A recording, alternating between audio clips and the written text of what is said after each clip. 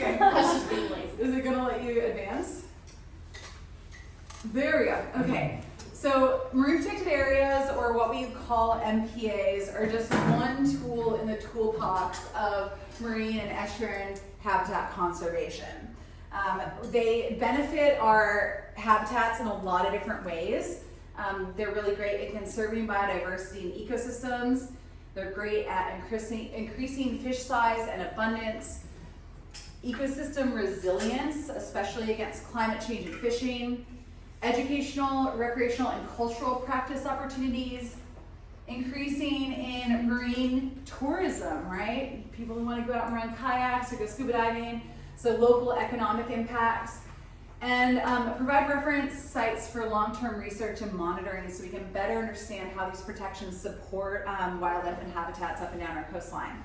So there's different features of different types of marine protected areas. They're classified in different ways. You can kind of see across the top here, we have our state marine reserve, which is no take of anything. It is full protections. It is the highest level of protection. We've got our state marine conservation areas, which do allow for a limited amount of collection or take. And then we have multi-use areas like our national marine sanctuaries, such as Greater Farallones National Marine Sanctuary, Monterey Bay National Marine Sanctuary, we have the Channel Islands National Marine Sanctuary, and we're about to have a fourth one down in the Channel Coast area, the Chumash Heritage National Marine Sanctuary.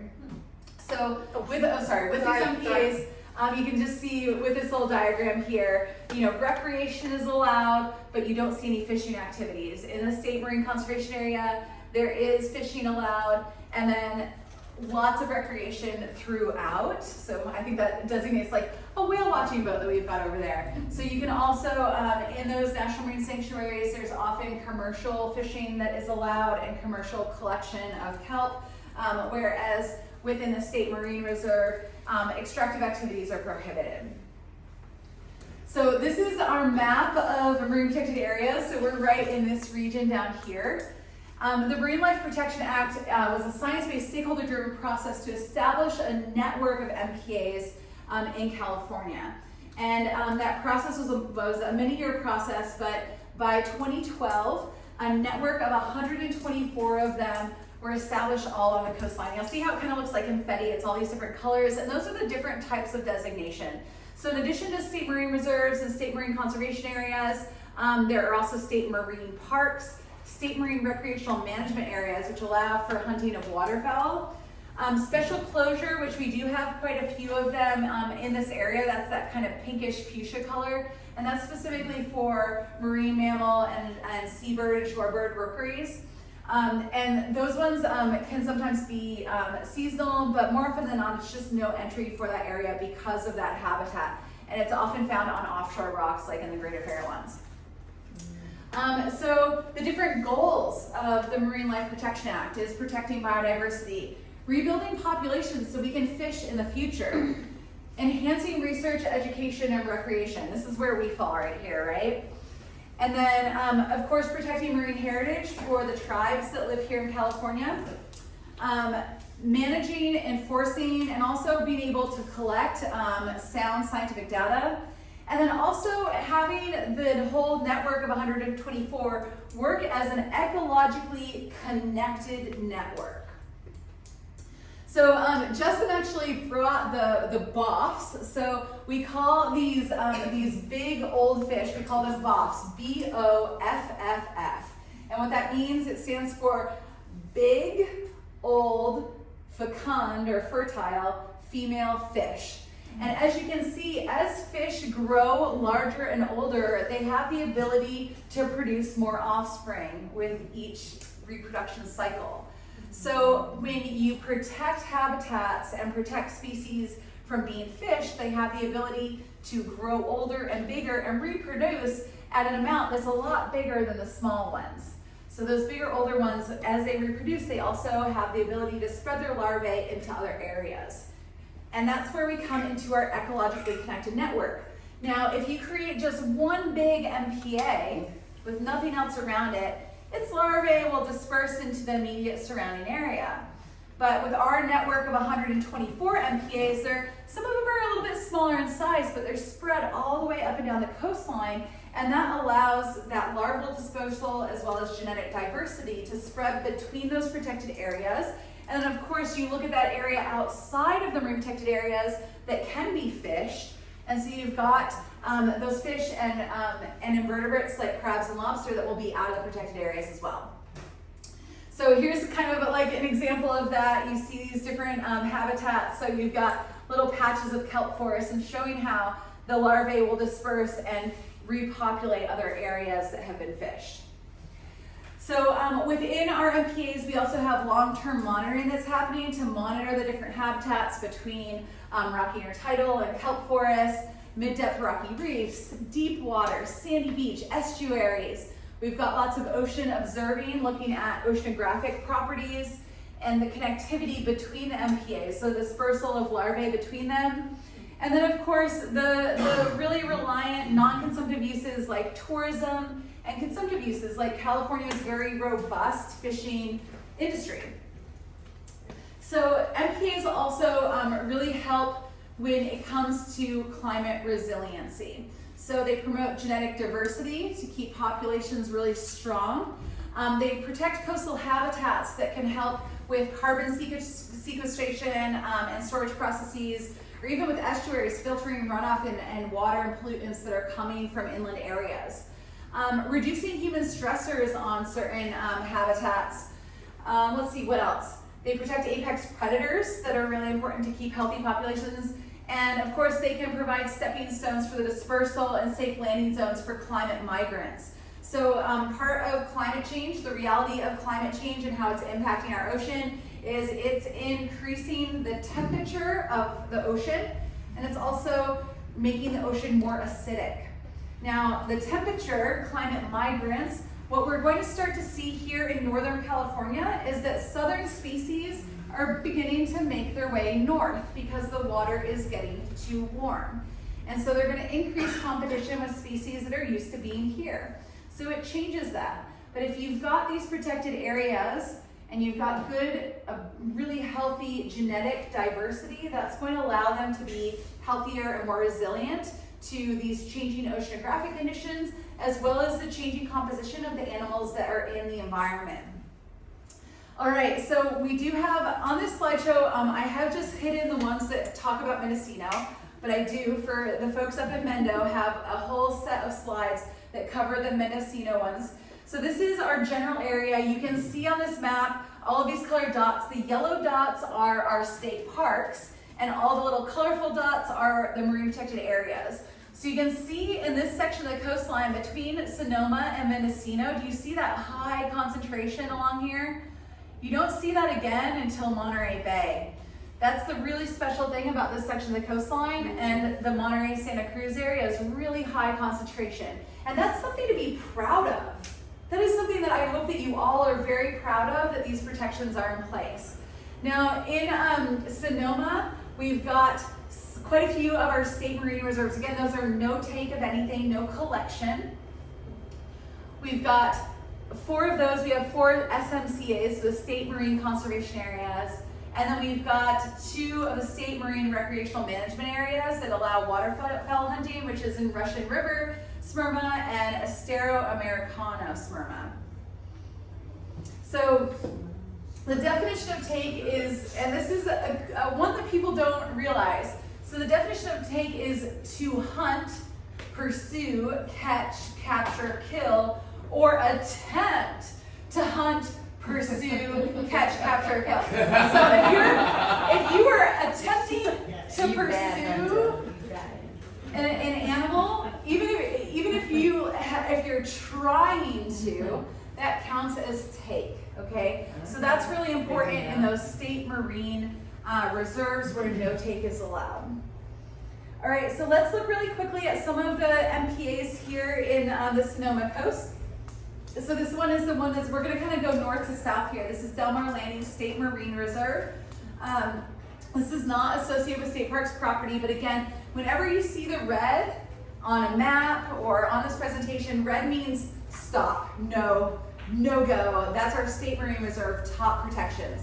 Blue is the State Marine Conservation Area that's kind of in between. So we're gonna have go ahead with each of these slides, and I'm not going to go over it slide by slide, but it does actually show the very precise boundary of where each of these MPAs start and finish. So this is something that you guys can refer back to if it would be helpful, but I'm going to skip over these ones.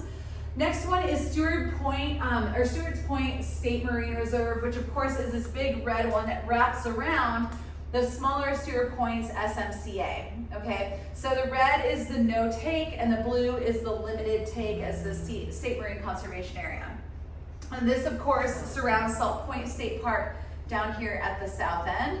And Salt Point is of course wrapped in a State Marine Reserve. So no fishing, no collecting anything in buckets, no putting shells in your pocket, etc. And of course, we've got those, we don't need to spend time on these ones.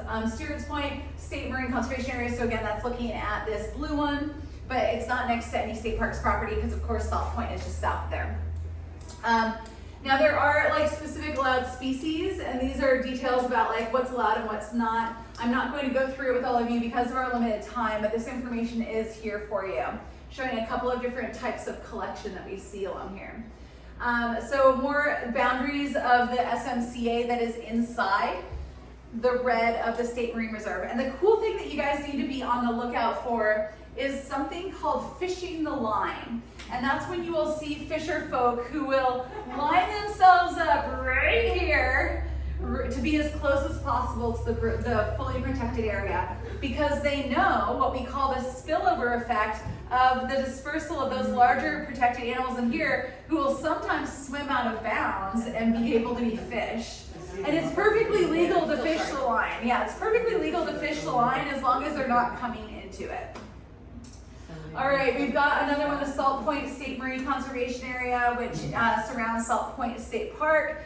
And inside that, of course, we also have our little Gristle Cove. Again, more boundaries. We don't need to go too deep into that. So you can see we've got the blue State Marine Conservation Area, and then this one little cove in here, beautiful, I might add, we got to see it yesterday, is fully protected, no take. All right. Getting further south, this is where all of you hang out. I know that you spend a lot of time in this area. So we've got off the shore is of course the Russian River State Marine Conservation Area. Regulations, recreational take of Dungeness crab by trap and surf not using handheld dip net or beach net. The commercial take of Dungeness crab by trap is also allowed. There are the boundaries, and then we've got the SMRMA, the State Marine Recreational Management Area, that goes internally here, and that's where the take of waterfowl is allowed. All right, we'll keep going. It looks like, going back to that slide, I love this photo because it looks like the river is just like filled with algae. It's just like very green. Awesome. Yeah. Something happened there. All right, Bodega Head State Marine Reserve. So this is the SMR that wraps around kind of like that westward boundary of Bodega Head. So this is all protected here. No take, you shouldn't be seeing people fish off of Bodega Head. But then next one is, of course, the Bodega Head SMCA, which touches land just in that one little part. There we go. So recreational take of pelagic finfish, Dungeness crab, and market squid by handheld dip net is allowed. Commercial take of pelagic finfish is also allowed. So it's just a lot of those cases, it's like know before you go. And one of the apps that I really like, if you guys have a smartphone, there's an app called Fish Legal. And Fish Legal allows you to pinpoint precisely where you are and see where you are in relation to the different MPA boundaries. You can also click on the specific MPA, and that will allow you to open up the regulations and have them right then and there. And that's one of the things that I like to use as an outreach when I'm reaching out to someone who might be fishing or doing illegal collection within an MPA. I'll show them, I'm like, we're right here. I'll show them where the boundary is and where we are. And then I'll share with them, you can download this app and this can help you understand where the MPAs are, where you can and cannot fish and what the rules are. Because everyone is different, and that's the tough thing. Yeah? I'm just curious if that works in anywhere. Like, is it just for ocean or marine habitats, or is it also rivers? It's just lakes? marine, yeah. Just And you want to download it onto your phone when you have service. But the cool thing is it does work even if you don't have cell service, because it kind of downloads the current regulations. And then as long as you've got that GPS turned on your phone, it can help you pinpoint where you are. We're not going to go specifically into those species for identifying the who's and what's, but it's there for you if you want to look at it. Estero Americano State Marine Recreational Management Area. It's of course not associated with a state park property, but it's good to know that it's there anyway. And of course, with it being a SMRMA, that does mean that you can take waterfowl.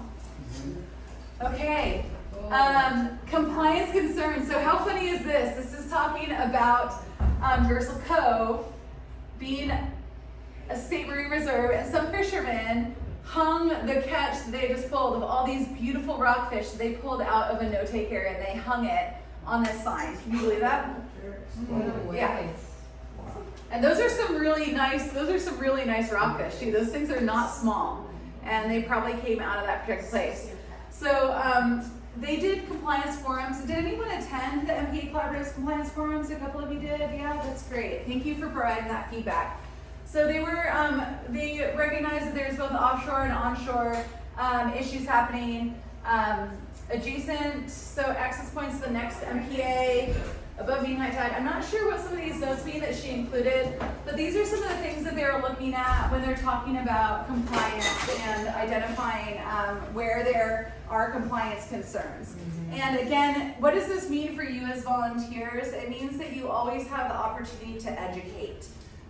When you see something happening, even if you're not in an official t-shirt or hat or uniform, that even as a concerned community member, you can always reach out to someone and say, hey, you probably didn't know this, but this area is closed. And like, help join me in taking care of this place and making it better for the next person. Let's keep going. So some of the big concerns about that were found in the compliance for Mendocino. Let's actually skip this one and talk about Sonoma. So top one was wildlife disturbance. Poaching in the marine protected area or fish and game code violations. Trash and pollution were right up there. Lights, so lights impacting wildlife. Other code violations, drones, we heard that from you. Lack of cell service, habitat threats, illegal dog activities, harmful tide pooling, public safety, oops, can you hit my phone? All right, I think I got it, hit. Harmful tide pooling, public safety access, and then a shift or increase in fishing pressure. So these were kind of low, a number of about 2 mentions, whereas these ones with wildlife disturbance, poaching, pollution, that's all in 12 to 14 mentions that came up in conversation with locals. So I know we're kind of short on time, we're hitting the 3 o'clock, so I don't want to spend too much time having a discussion, but are there common questions that you all are hearing about your marine protected areas? Are people confused about what they are or where they are? Is there any feedback that you have about MPAs that you've heard from the public? Yeah. Yeah, a couple times out the whale watching, we have a little tiny sign at Bodega Head about MPA, but it's just come up in conversations. People, one thing I didn't realize, MPAs are all over the world. Scotland has over 240. I was just in Scotland, and we make we have a lot of discussion about our 124, which is great. The best way I describe it, when someone asks me, well, what is this MPA? I just say it's like a state park underwater. Yeah. And I got that off of one of the videos. And those are great videos that MPA has out on YouTube. Yeah. And also I would encourage anyone that hasn't done it, do the MPA certification. Yeah. You can get a certification online. Yeah, they have one specifically for the main coast. Yeah, give credit, but yeah. I think for my experience both in Armstrong as well as on the coast is that people just don't know the difference between a park and a reserve and so on and so forth. And it's just educating them as to what those parameters are and why. They just don't know. Yeah. And so I've been doing trash pickup and environmental cleanup for years and years, and I have to say that it's getting better than it was. So just keep doing the work, everybody. Yeah. It's not Just gotta gonna keep talking about it. It's the Yeah. same way with like talking about climate change, like it's real and it's happening.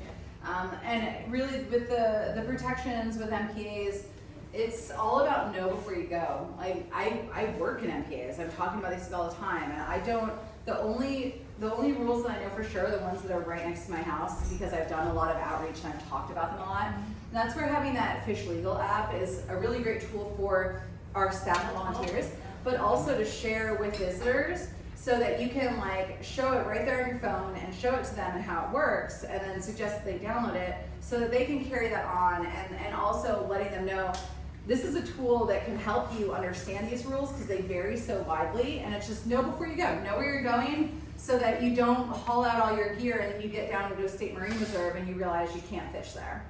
Did you have something, Kenzie? I was gonna say I really like those postcards, the like MPA postcards that list like Fish Legal and a couple like CalTip or something. Yeah.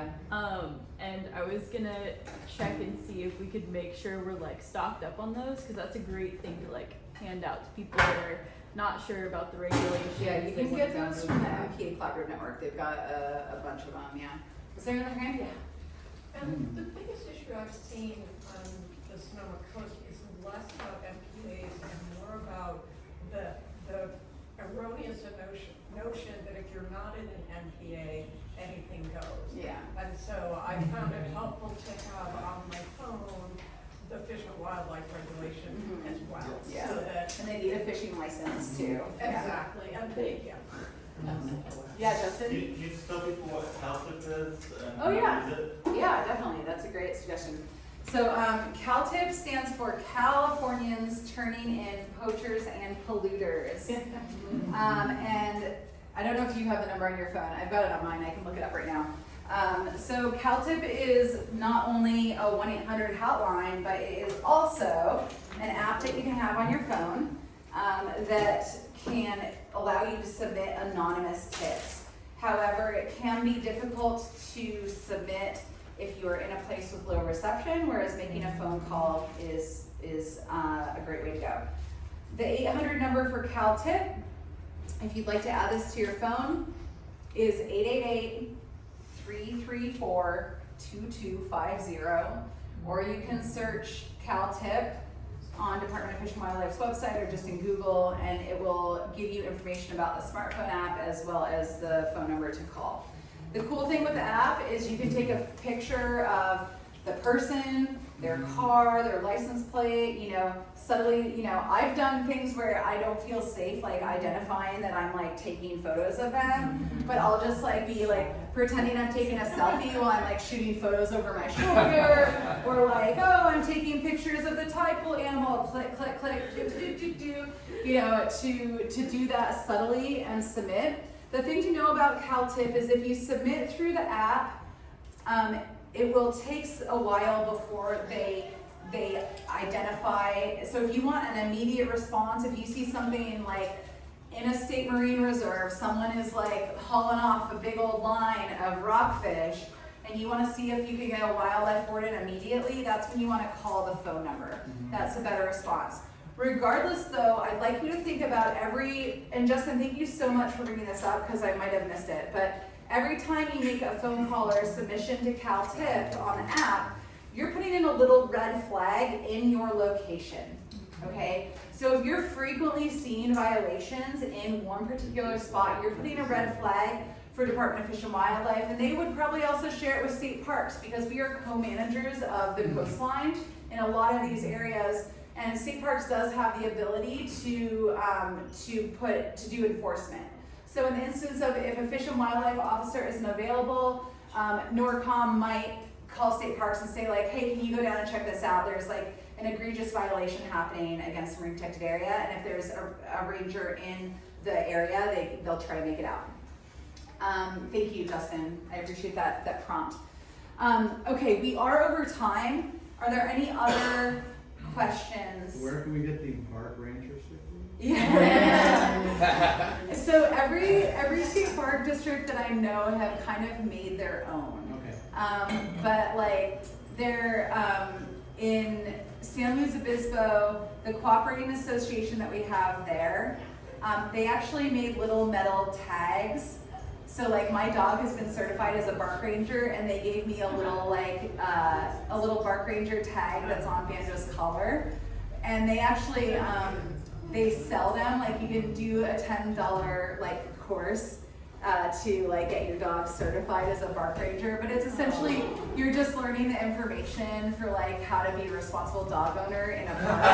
But then like you pay the $10 and they give you like the little collar thing. So I think that that's like a cool thing to do, and maybe that's something that you guys would be interested in creating like as a group, because it's really well received down there. But it was something that wasn't done by state parks but by the Cooperating Association.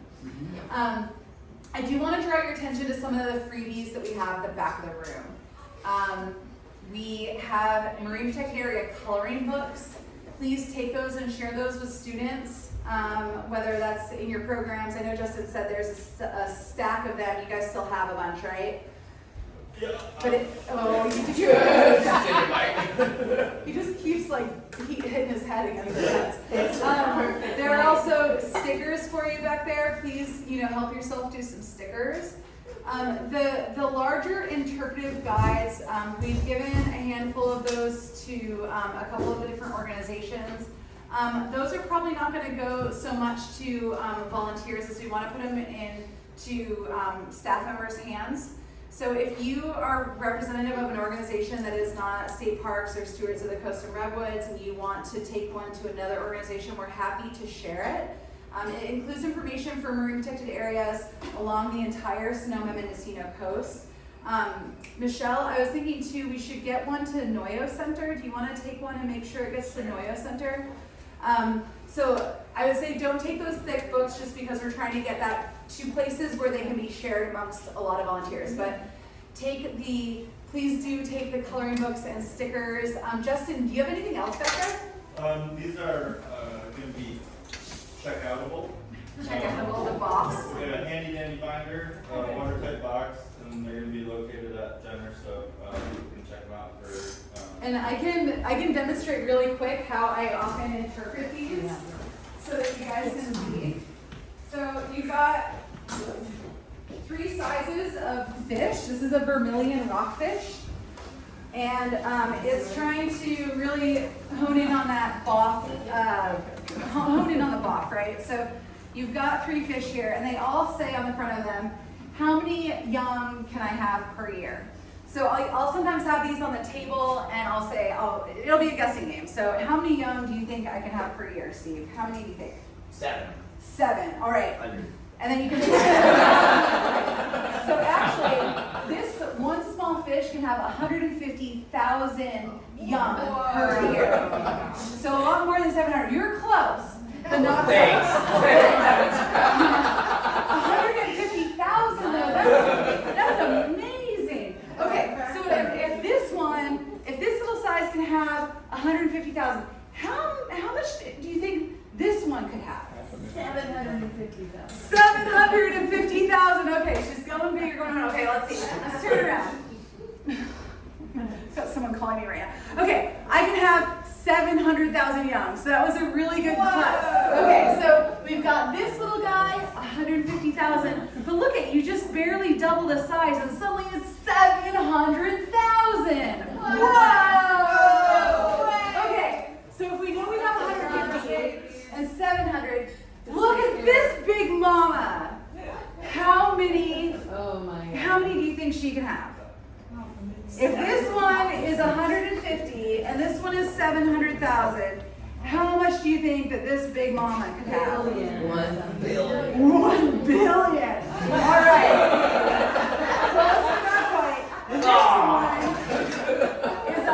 one is 1,700,000. All right. So when our marine protected areas protect fish and they allow them to grow bigger and older, they can reproduce more efficiently and effectively to keep our fisheries healthy, right? And of course, all those little babies that she has, they're not going to stay just right there in that one kelp forest. They're going to float on the ocean currents, and they're going to move out into other areas, right?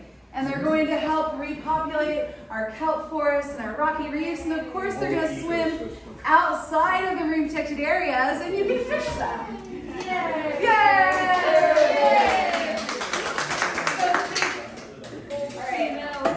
So with that, I think we're gonna wrap up. Thank you all so much for being here today. We're gonna make sure that you get copies of these resources.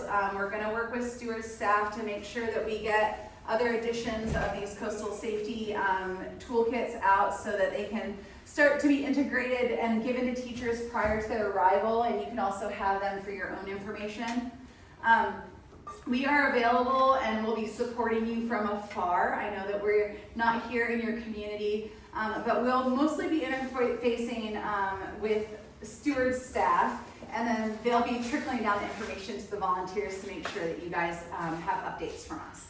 All right, but thank you so much for coming and spending time. And, thank you for all the wonderful work you're doing along the shoreline up here. I know that this is a remote and wild coast, and it's a really special part of our state. And you know, we wouldn't have programs in our parks without you all. So thank you for the work you do. And have a great afternoon. Drive safe. Thanks, guys.